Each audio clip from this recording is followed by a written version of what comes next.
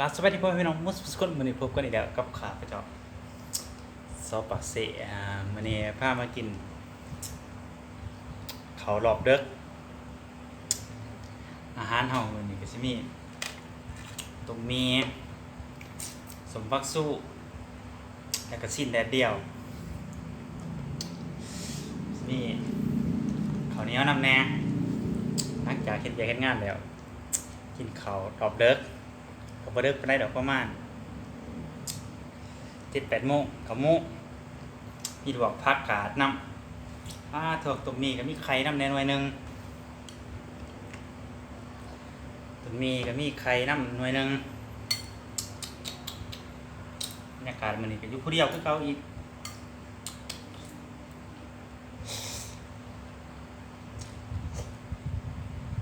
ปลาที่ผม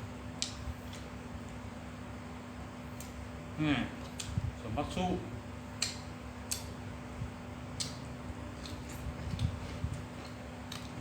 ไปเอานี่เนาะ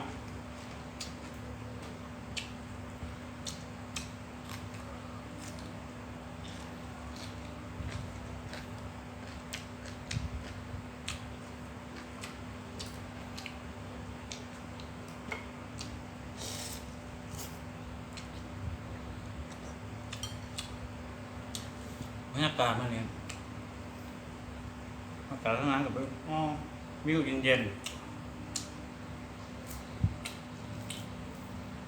สิ่งใดเดียว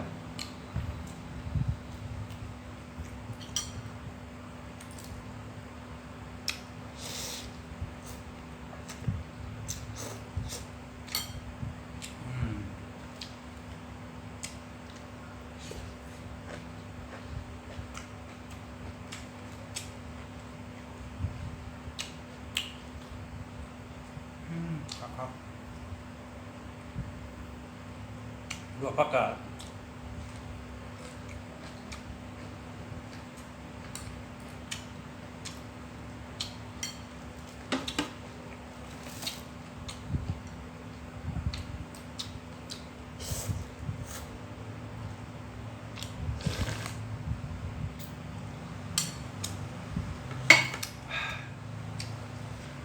นี่เนาะ กล่องเบรแกงไปได้กันคืนเนาะขายดูหันปักสุเลยมันคู่กันทีเดียว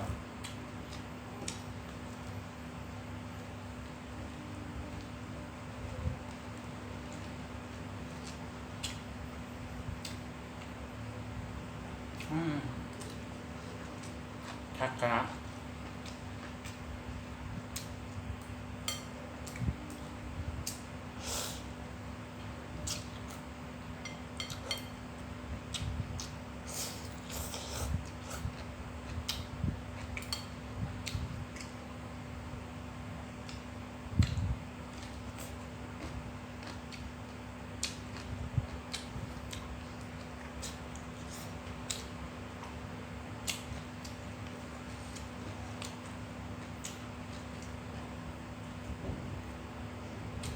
กินกันยับ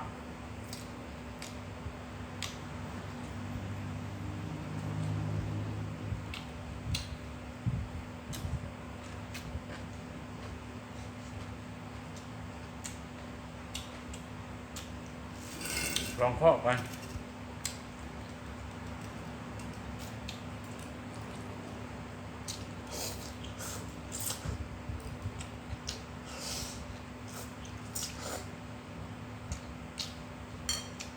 จักอันนี้เอาไปจักมี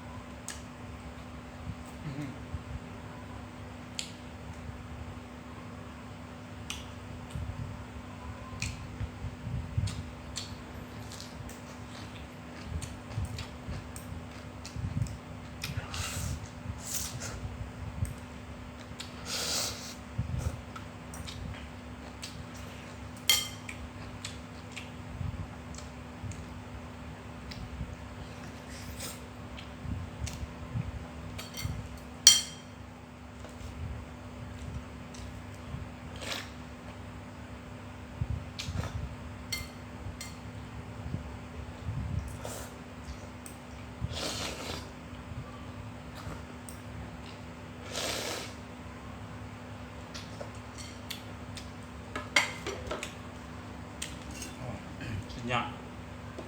นี่การพักการนี่บานนะ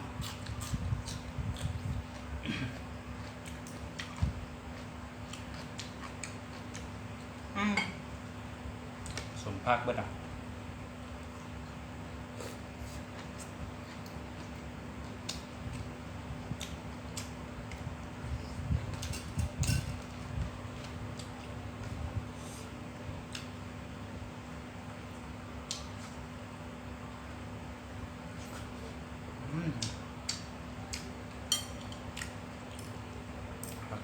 ครับ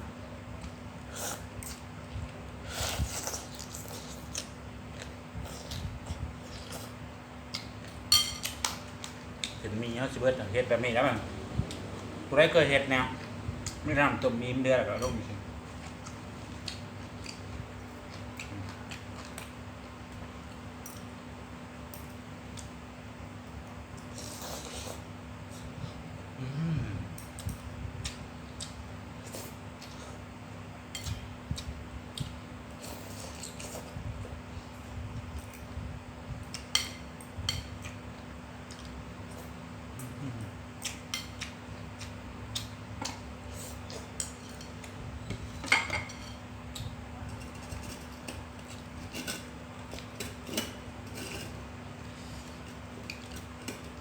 โอ้ยไปก็ได้แล้วก็เครื่องดื่มเย็นๆ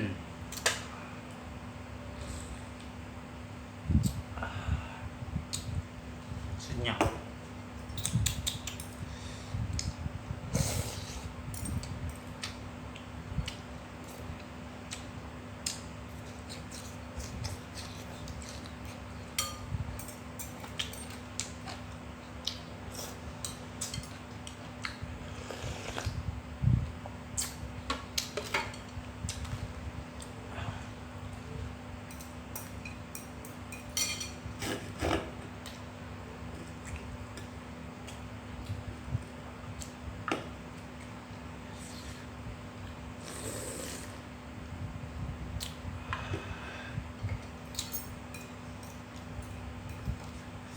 กินน้อยหนึ่งพอดีนอนดับ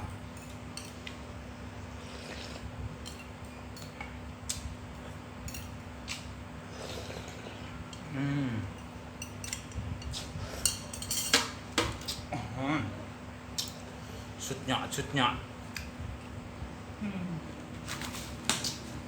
โอเคเรียบร้อยกินข้าวดอกคำของซอปักเซ่